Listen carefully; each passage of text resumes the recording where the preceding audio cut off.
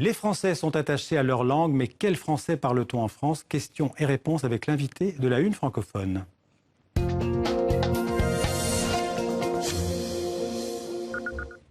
Et donc Julien Barret, l'invité de la Une francophone, ça tombe bien. Bonjour Julien Barret.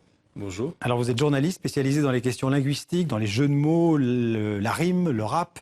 Mais vous publiez chez l'Harmattan « Tu parles bien la France », sous-titré Essai sur la langue française d'aujourd'hui.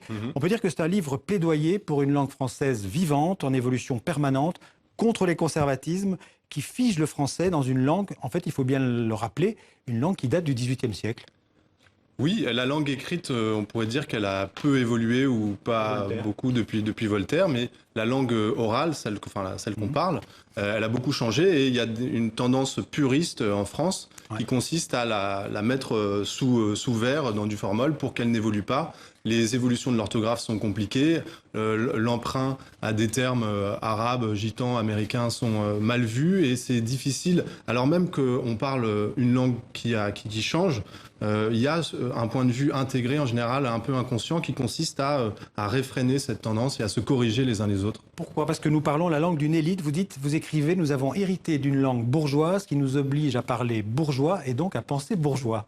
Oui, alors là, je cite Claude Duneton. Vous le faites vôtre, hein? Voilà, exactement. Oui. Au début de sa vie d'écrivain, écrivait Parler croquant, où il dénonçait le fait que l'histoire de la langue française s'est faite au détriment des langues régionales, du folklore, de l'alsacien, de l'occitan.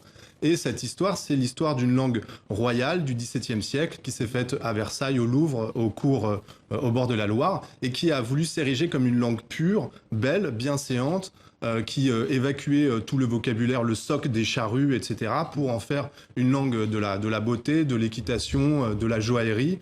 Et cette langue, c'est celle de Boileau. Ce qui se conçoit bien s'énonce clairement, et les mots pour le dire arrivent aisément, qui rend hommage à Malherbe et à la pureté. C'est une langue de la pureté. Or, le français s'enrichit d'apports extérieurs qui en font la richesse avec des écrivains merveilleux. Alors, vous dites que pour vous, en fait, l'important, plutôt que l'orthographe, c'est la grammaire, c'est la construction de la phrase qui importe. Ou la syntaxe. Ouais. Ou la grammaire, ça peut être un peu rébarbatif, mais il y a un culte de la dictée en France qui peut être sympathique. TV5 ou la francophonie organise des dictées. Mais la dictée, c'est quelque chose... Ça fige la langue ? En tout cas, ça nous invite pas à savoir les racines de la langue et à savoir pourquoi on dit autant pour moi. Non, il s'agit juste de bien dire autant pour moi, de bien dire nénuphar alors que c'est un mot bien dire et bien écrire surtout. Oui.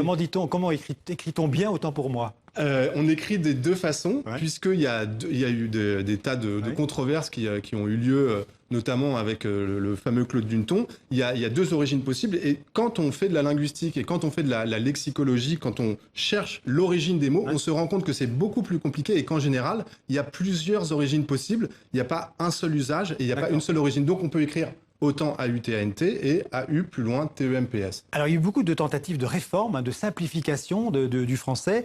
La dernière date de 1990 et vous êtes clairement pour.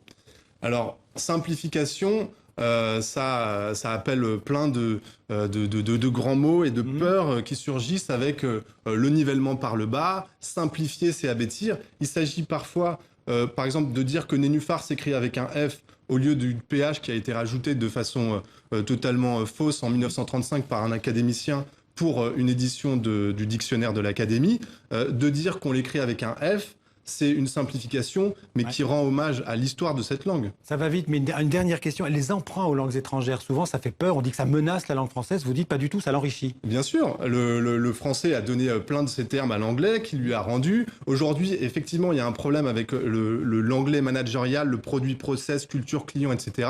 Mais le fait que la langue française se nourrisse de termes étrangers et qu'elle les intègre et qu'elle fasse une orthographe française à partir de ça, eh bien c'est une richesse. Pour comprendre que notre langue est une langue vivante, je renvoie à votre livre « Tu parles bien la France ». Donc Julien Barret, merci beaucoup. Mais je vous remercie beaucoup. En 64 minutes, ça s'est passé très vite.